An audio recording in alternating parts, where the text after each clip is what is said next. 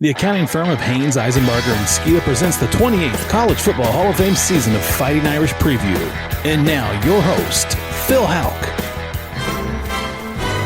New York City. Since the earliest days of Notre Dame football, Notre Dame and Notre Dame football have been connected to New York City.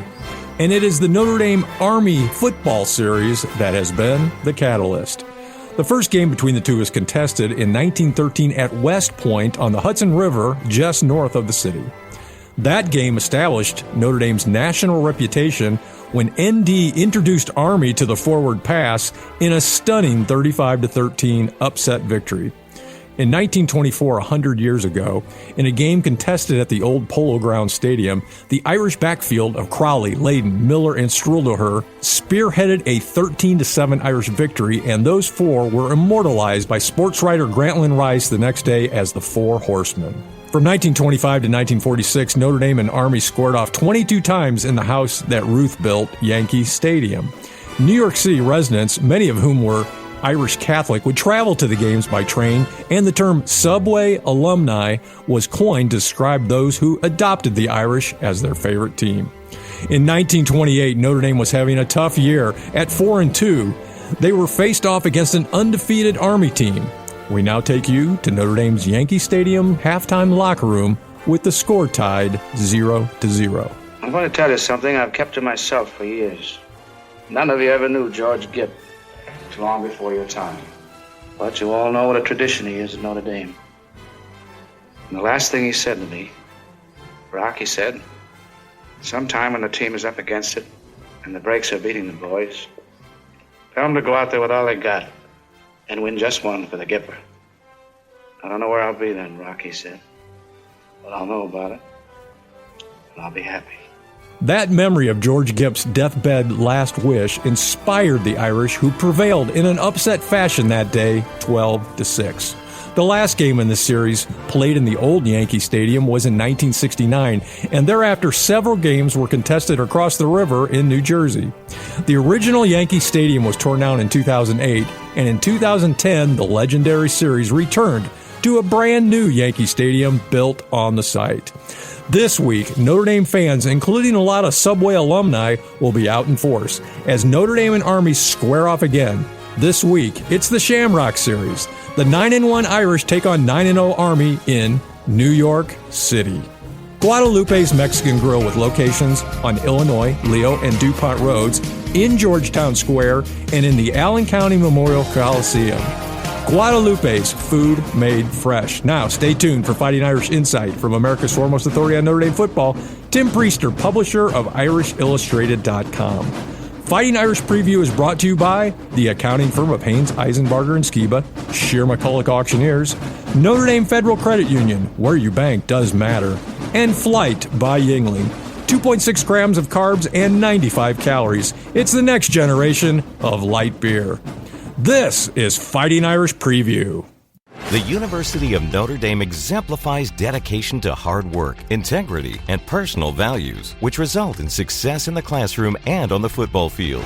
The professionals at Haynes, Eisenbarger, and Skiba, like Notre Dame, know the same dedication, and their experience and expertise provide peace of mind for you and your business. Tax planning, tax compliance, auditing, business valuation, and estate planning, the full-service accounting firm of Haynes, Eisenbarger, and Skiba, like the Irish, has what it takes to help you achieve success. Located in Fort Wayne near Jefferson Point, Haynes, Eisenbarger, and Skiba proudly supports Notre Dame football and congratulates all those who are a part of the greatest tradition in all of sports. Go Irish!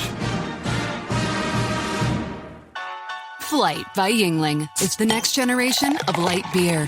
For those who don't follow trends, but craft them. Flight by Yuengling is 12 ounces of uncompromised refreshment from America's oldest brewery.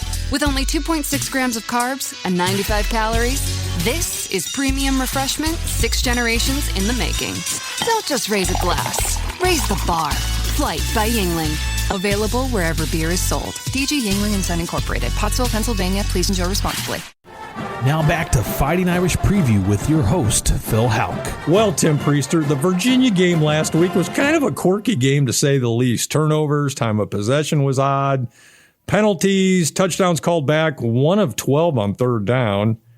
Irish were outscored in the second half. Did the Irish take a step back this past week, or was it, I mean, they won by 21, but or was a bit of a letdown just kind of inevitable after 7 weeks?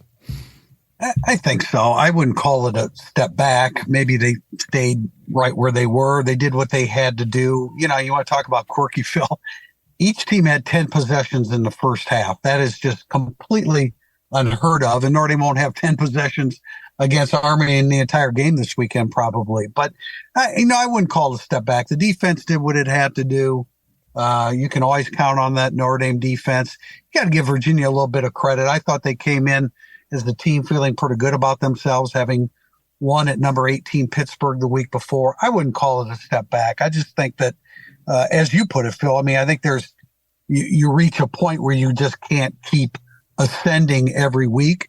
Virginia came in confident, did some good things, but ultimately Notre Dame's defense was good enough. And when the offense had to do what it had to do, it was given some short fields by the defense, and they took care of business. You know, you talk about that first half and those possessions. I wondered why my score sheet looked so odd that first week. I chart the same drive thing every single week, and I ran out of usually I can do it all on one page. I was at one page after the first half. But, you're right. I mean, I'm never going to complain too much about a 21-point win over a good football team, and the Irish got that job done. Okay, so 8 weeks ago, it was improbable that the Irish might run the table, but now it's looking like it could happen. Coming into focus, Tim, I have a gut feeling that something special could be brewing for this football team. What does 43 years of experience have you feeling like about this football team? Well, when you said that, Phil, it reminds me I was around Lou Holtz for 11 years, and so the first thing that comes to mind is what can go wrong. Because that's the way he coached. Now, as the week progressed, he had his team feeling like Super Bowl champs by Saturday, and that was just his nature. But, I think of the last 4 games that we looked at coming off of the bye, the 4 games in November. I think the 2 toughest games are coming up. Florida State just didn't have enough. And Virginia, although a solid team, I think that Army and USC are more of a threat. So Notre Dame has to play really quality football here. I agree with you. Notre Dame absolutely can win these last 2 games, finish the regular season on a 10-game winning streak and an 11-1 record, and then go into the playoffs and at 11-1, probably hosting a first-round playoff game. But Army's good. There's no doubt about that. And USC is close. USC has lost 5 games by a total of 19 points, and they have been ahead in all 5 of those losses in the fourth quarter. Well, we'll take it 1 week at a time, but still, that gut feeling is there. I got it. And I think Notre Dame is becoming the team that we thought they were able to become before the season, and that's what I'm going to kind of bank on. But, of course, you take it 1 week at a time. Now, Tim, let's talk about that 1 of 12 on third down. In this game. That's just bizarre. How does that happen? How do you win a game by 3 touchdowns against a pretty good football team when you are 1 of 12 on third down? Well, we talked to Mike Denbrock this week, and he laughed about how difficult it is to make a living when you're a coordinator and it's 3rd and 17. And there's no doubt about that. The only time Notre Dame converted a third down outside of a penalty in the opening drive was a 3rd and 15 pass to Jaden Harrison, who came up big in this game from Riley Leonard. Notre Dame, that was a 25-yard play. And so Notre Dame needs to be better than that. Again, that's all part of the quirky nature of this game. The short fields, and frankly, there was a couple touchdowns that Notre Dame scored without having a third down snap in those series. So many different twists and turns. But you can't make a living against Army going 1 for 12 on third down because you're not going to have all the possessions that you had against Virginia. No, you're not. I thought Notre Dame maybe was forcing the pass a little on early downs, which got them behind the chains a couple times. That 33 attempts by Riley Leonard in this game, that's his most on the season. That's all part of it. All these 4 or 5 or 6 different little factors led to that. Still a 21-point victory. Okay, Tim, choose one. You can have one to build your team around. Jeremiah Love or Kyron Williams. Whoa, that's a great question. Well, Kyron Williams is an established NFL player, and I knew you were going to go there.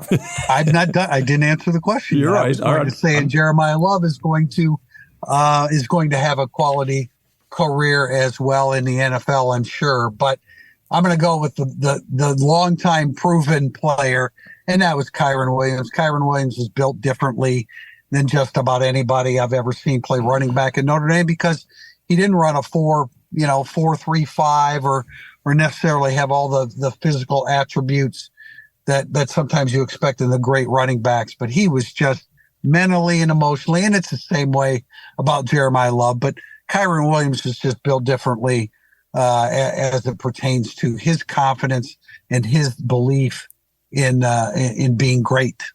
Okay, here's some statistics on this. Kyron, in his sophomore year, 13 touchdowns, 1,125 yards. Junior year, and of course that was his last year, 14 touchdowns, 1,002 yards. Love's on track to do that. He's got 720 and 12 touchdowns. Which one would I take? I don't know. I like what you're saying about a little bit more experience, but they're both complete players. They're both pass blockers and they're just lightning. And Jeremiah Love does run that little bit faster in the 40. So you can have Kyron. I'll take Jeremiah.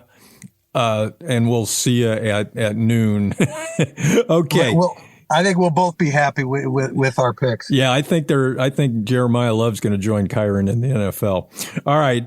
Defense continues to end up their end of the bargain. You mentioned that. First half shutout, 3 interceptions, just 300 yards of total offense they gave up. By the way, that was the most they gave up all season long, but still a good number. Tim, how about a little love for that undersized nose tackle, Donovan Heinisch? With Howard Cross on the men, he had to step up his game, and I'd say he has done so.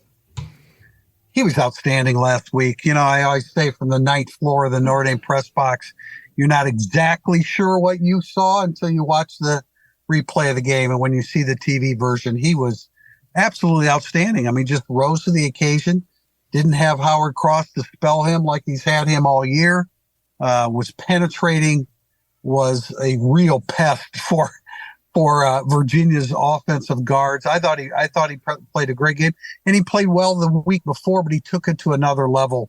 He's really stepped up his game. He's listed at 271, 274, 278. He told me last week he's 285. He's maximizing everything that he has. Okay, well, let's talk about that size because I looked this stuff up. Here's some Donovan Heinisch facts. He is essentially the same size as Howard Cross. Now, we always talk about Howard Cross as being undersized, but that guy's an All-American. So they're about the same size. He maybe weighs a few pounds less. And Donovan is an inch taller than his brother Kurt, who plays in the NFL now. So, I don't know. Anyway, he's having a great season. Donovan Heinisch really has stepped up. His 4 tackles last week led the team. Always around the ball. 3.5 sacks, second on the team to Riley Mills, who has 6. So, yeah, Donovan Heinisch, a good player, and I think he's getting even better. Tim, the Irish missed 2 out of 2 field goals last week, and kickers not named Mitch Jeter on the year are 2 of 6. Now, Jeter was injured against Stanford 6 weeks ago. He's now back kicking those extra points, but not field goals. What do we know about his situation? I think the Irish need him back and healthy. Yeah, it's kind of a week-to-week thing at this point. Marcus Freeman said that last week they kind of put a number on the maximum distance they wanted him kicking, and it was 42 yards. He had a 54-yard attempt, which never had a chance. They need him. Can they get through the regular season without him having to kick a game-winning field goal? Maybe, probably, perhaps.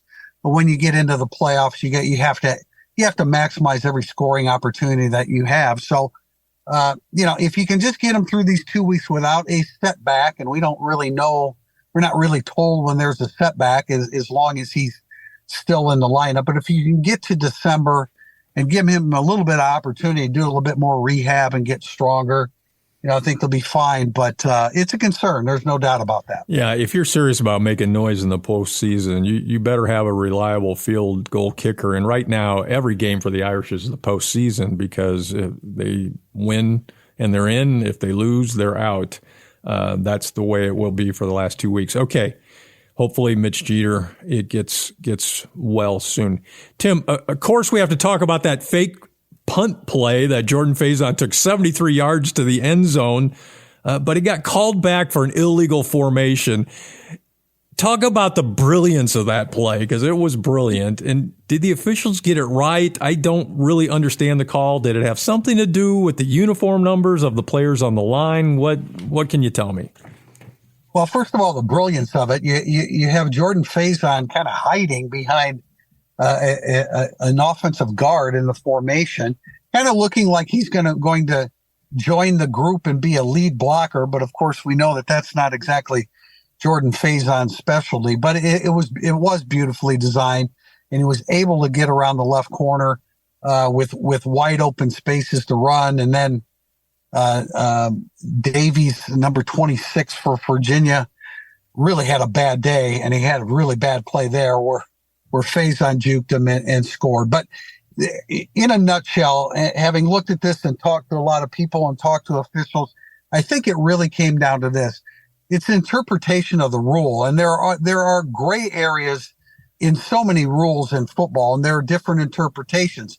Notre Dame's interpretation was that it was legal for Jack Kaiser to receive the snap as long as he wasn't directly under center, whereas officials, and again, speaking with referees and officials, their point of view is anything within distance of taking a direct snap is a violation. And it does have something to do with the number of guys that have numbers between 50 and 79. It's a complicated game, isn't it, Phil?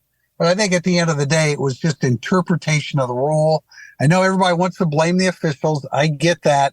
But I think it's more of just an interpretation, and the refs called the way they looked at it, and Notre Dame ran it the way they felt they could run the play without being penalized. Well, it was very innovative, as you said, and from what I understand, there are probably officials around that would have said it was okay to do it that way. And I'm also familiar with this, at least at the small college football level. I'm on the field with the coach before the game where the referee comes over and says, "Coach, you got any tricks this week?" And our coach, my head coach that I was working with at that time, would go right ahead and tell him, "Yeah, you look for this, look for this, look for this." This one probably didn't add up to that happening too well, but brilliant play. It was hard to see it come back. All right. But shouldn't Notre Dame – all right, here's the next question. Shouldn't Notre Dame be saving this kind of play for the playoffs or some bigger football game or some situation where it's really needed? Because it was so innovative. I think that's us outsiders looking in. You know, Marcus Freeman talked about they practice these plays. You don't know whether they're going to work unless you execute them in a game. He doesn't want to hold them back. He wants to run them. And then, of course, Marty Biaggi has offshoots of what they do. So I think that's more of us on the outside looking, saying, why did you use that? Why didn't you say that? Marty Biaggi's got a deep bag of tricks. And if they want to do something else, they can come up with something that is just as deceptive. Maybe not quite as clever as that, and maybe not quite as deceptive, but I think he feels confident that there are always offshoots of what they show an opponent. Well, as Marcus Freeman said this week about Marty Biaggi, he is one imaginative dude. So we'll count on that. All right, CFP talk. Tim, the Irish now stand at 6th. And if the Irish win out, the question is a simple one. Will they host a first-round game? Yes, they will. I mean, they're in a position right now with 2 games to go. And if they were to beat Army and USC, those are good wins for them. They wouldn't drop. I can't see how they would drop. If Notre Dame's 11-1, they will host a game. Yes. Okay, and for those of us making Christmas plans, any feel for when that game would be played? Because it could be played either on Friday night or on Saturday. Is there anything out there that you've heard? No clue. Okay, no clue. All right. No. So I'll try and keep my Christmas plans open. Okay, and in that regard, the big game this week in my mind regarding Notre Dame's where they stand in that ranking is IU at Ohio State. IU loses this game. I think Notre Dame probably jumps them if Notre Dame wins. What do you think about that game? Ohio State is a 13.5-point favorite. That's a lot of points to my way of thinking. How do you see this game going? Yeah, there's no doubt in my mind. Well, I believe that IU will be extremely competitive and challenge Ohio State. But in the end, I think Ohio State wins at home. It's not a game that I would pick against the spread. I just think Ohio State will win. And I don't believe they're going to blow out Indiana. Indiana's too good and has come too far and believes too much in Kurt Cignetti. Interesting one to watch. Another interesting one to watch will be Penn State at Minnesota. I heard you talking about that on a podcast earlier this week. I think Minnesota could have Penn State's number, so let's see how that one goes as well. That would affect those rankings. Thanks, Tim. Coming up, it's the all-time Irish hero, key to an Irish victory, injury report, and the world-famous Irish Illustrated prediction. And during the break, it's the Fighting Irish Fact of the Week, brought to you by Ron Wise and the Wise Insurance Agency. This is the 408th edition of Fighting Irish Preview. This is Art Salzberg. I don't speak for a lot of companies, but Shearer McCulloch is a firm that provides a great and much-needed service. As Sharon and I get older, we've been thinking of moving, but frankly, the thought is somewhat overwhelming. That's where Shearer McCulloch comes in with a full-service plan that takes the pressure off. Listen to this. Shearer McCulloch will sell your house, auction the items you don't want to take, then pack everything else and move you. In sports terms, that's a blowout win. Shearer McCulloch uses an international auction platform to make sure your possessions are seen by the right buyers. They'll get top dollar for your special treasures. Shearer McCulloch is highly recommended by leading retirement communities and law firms, plus they're AAA with the Better Business Bureau. Call them at 441-8636. That's 441-8636. They'll make your moving experience easy and profitable. Shearer McCulloch. The Fighting Irish Fact of the Week is brought to you by our friends at the Wise Insurance Agency. The original Yankee Stadium, where Notre Dame played Army 22 times, cost $2.4 million to build. The new Yankee Stadium, where they will play this week, opened in 2009 at a cost to build of $2.3 billion. Call Ron Wise at the Wise Insurance Agency or go to thewiseinsuranceagency.com and get an auto or home quote in less than 5 minutes. Over the last 190 years, a lot has changed. But at Yuengling, America's oldest brewery, we're still focused on one thing. Brewing darn good beer. Yuengling, the oldest brewery in America. Now back to Fighting Irish Preview with your host, Phil Houck. This is Fighting Irish Preview. The 6th-ranked Irish are in New York City this week in Yankee Stadium to take on number 19 Army in a Shamrock Series matchup. TV coverage on NBC starts at 7 p.m. South Bend time. And it's now time for the all-time Irish hero, brought to you by the Marina at Lake Gage. Chris Craft, Mastercraft, Vanderbilt, and Premier Pontoons. New and previously owned, we share your boating passion. And today we continue our series on the Notre Dame National Award winners. So far we have covered Ross Browner, Tony Rice, Rocket Ismail, Brady Quinn, Tyler Eifert, Golden Tate, and this week, winner of just about every national award except the Heisman Trophy, Manti Te'o. After Notre Dame's 2008 season, Charlie Weiss practically moved to Hawaii in his pursuit of 5-star recruit Manti Te'o. Well, persistence paid off, and on February 4th, 2009, Te'o committed to ND. He had an immediate impact as a freshman with 63 tackles. He then progressed to team-leading 133 and 128 stops his sophomore and junior seasons. Both of those years, he garnered All-American recognition, and that set the table for his senior year, 2012. The 2012 Irish went undefeated through the regular season, and it was Manti's team. Serving as captain, he was the face of the Irish on and off the field. He again led the team in tackles with 103, and he notched a national best 7 interceptions. And the world took notice. Maxwell Award, Bednar Award, the Nagurski Trophy, Butkus Award, the Walter Camp Award, the Lott Trophy, the Lombardi Award, unanimous first-team All-American, and second in the Heisman Trophy voting. He arguably is the most decorated player in Notre Dame history. Unfortunately, he faced national controversy after his senior season over a catfishing internet scheme that he was victimized by. That scam was the subject of a 2022 Netflix documentary for which he received widespread affirmation as an innocent victim of the scam. Tim, that 2012 season was crazy from a journalism perspective, and the Manti Te'o story with all those awards and then the national furor over the catfishing scheme, it was something you just couldn't make up. Well, I think we all hated for the catfishing thing to happen to that person in particular, because you knew he wasn't doing anything dishonest, and for somebody to dupe him like that was hard to take. But boy, I tell you, on the football field, and you're right, Phil, that was his football team.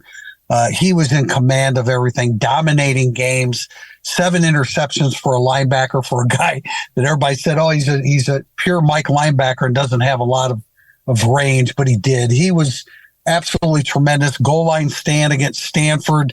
He had as much to do with that as anyone, and you had to win them all in order to put themselves in a position to go to the championship game, and that's what they did. I've stayed in contact with Manti through the years. Tremendous football player, a much more quality human being than actual football player. Yeah, indeed, he is a quality human being for what I know as well. And this is another fact that kind of speaks to that. While in high school, Manti earned the prestigious Boy Scout rank of Eagle Scout. Manti Te'o, another Marina at Lake Gage all-time Irish hero. The Marina at Lake Gage, we love boats. And it's now time for the Notre Dame Federal Credit Union key to an Irish victory. Army comes in the Shamrock Series matchup in Yankee Stadium this week, flying high at 9-0 and ranked 19th in the latest CFP rankings. On a bye last week, in their last action, they defeated North Texas 14-3. They have the top-ranked rushing offense in the nation at 334 yards per game, and they're scoring 35.2 points per game. That's 22nd best. Their defense is the number 1 stingiest defense in the red zone, and they are number 2 in total defense. Army's tied with Ohio State as the number 1 scoring defense, giving up 10.3 points per game. Army's good, but wait, there's more, because on the other hand, Army is dead last nationally in passing the football, 85 yards per game, and their strength of schedule is suspect, ranked 124th out of 134 FBS teams. Their 8 FBS opponents who they've defeated have posted a combined record of 27-53. Quarterback Bryson Daly is the trigger man of an Army old school option attack. He has run for 1,062 yards and an impressive 21 touchdowns. Also running the ball effectively is fullback Kanye Udo with 856 yards and 9 TDs. Daly has only attempted 51 passes, completing 29 for 644 yards, 7 TDs. Casey Reynolds, a 6'2" wide receiver, is his top target. He has just 11 catches, but he averages 28.8 yards per catch. Army's been outstanding at protecting the football. They've lost just 2 fumbles and thrown 1 interception. The cadet defense is making their money in the red zone, only 20 opponent red zone appearances. And on those appearances, they've given up 8 touchdowns and 2 field goals. That 50% efficiency mark is the best in the country. Army has 20 sacks on the year. That puts them somewhere in the middle of the national pack. Tim, this is mostly an old school option attack, not what Navy was playing a few weeks ago, that's for sure. And that means every possession this week will be precious. Tim Priester, what is the Notre Dame Federal Credit Union key to an Irish victory? Phil, this is one of those matchups where I could name probably like 6 or 8 or 10 keys to a Notre Dame victory. Obviously, turnover margin is huge here. Notre Dame, I mean, it's important that you win this. You're not going to win it like you did against Navy. But Army's only given the football away 3 times. 1 interception that came in their last game against North Texas. Winning the red zone battle, I think that's significant. Again, both teams are so good in so many different areas, but I'm going to sum it up exactly the way you did when you threw it to me. This is the time of possession game, or not a time of possession game, but a maximization of possessions. Notre Dame may only get 8, 7. If they score 4 touchdowns, they'll win the football game. All right, maximize those possessions. And Tim specifically saying that if you score on half of your possessions, if you get 8, you're probably going to win the game. And that is Tim Priester's Notre Dame Federal Credit Union key to an Irish victory. And Tim Priester, who is this week's Notre Dame Federal Credit Union key player for the Irish? Well, I think on the offensive side, and we've said this a couple times, Phil, but I really like the matchup of Mitchell Evans against the Army linebackers. I do like the Army linebackers against the run. I think they're going to have their hands full with Mitchell Evans. he would be my pick on offense. Defensively, Jalen Snead has a whole bunch of experience against this type of attack. Jalen Snead has stepped up. He stepped up against Navy, and in years past he has as well on defense. Mitchell Evans, who has been really getting a little bit better every game at tight end, and those are your Notre Dame Federal Credit Union key Irish players this week. Notre Dame Federal Credit Union, where you bank does matter. And it's now time for the injury report, brought to you by Indiana Physical Therapy. Your choice for physical therapy now with 21 Indiana locations. Tim, how are the Irish health-wise going into game number 10? They really haven't added anybody from last week, but unfortunately, Howard Cross III is still on that list. Still listed as questionable. Well, he was out last week. He's listed as questionable this week. I think he plays if he has to, if it comes down to that. But that's a bit of a concern. Fortunately, Donovan Heinrich, as you said, playing really good football. Still concerned about Mitch Jeter, but he should kick. Devin Ford is out, has been out, or was out last week. Key special teams guy. I know a lot of people have asked about Jaden Greathouse.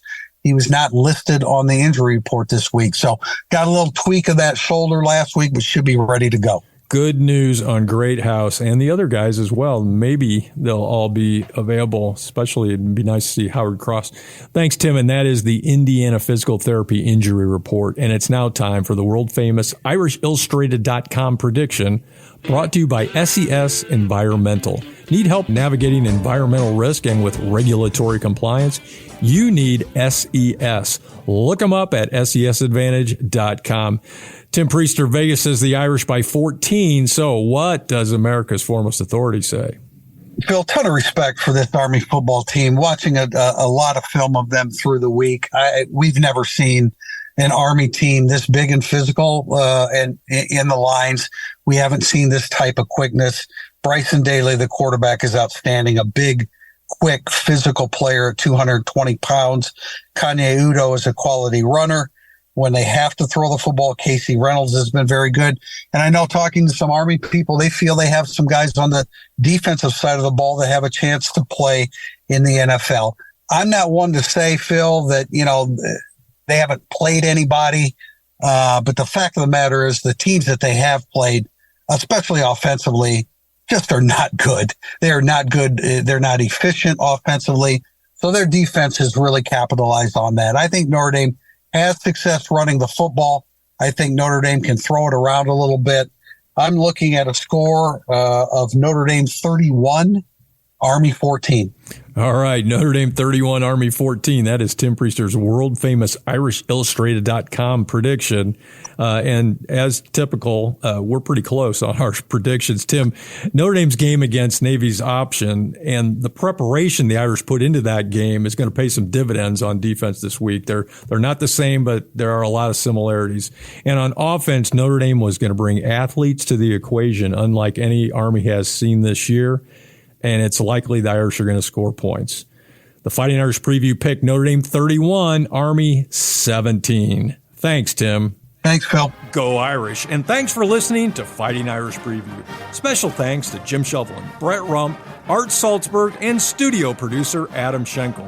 Fighting Irish Preview is the copyrighted property of Judge Phil Productions. For more Fighting Irish Preview, look us up at fightingirishpreview.com.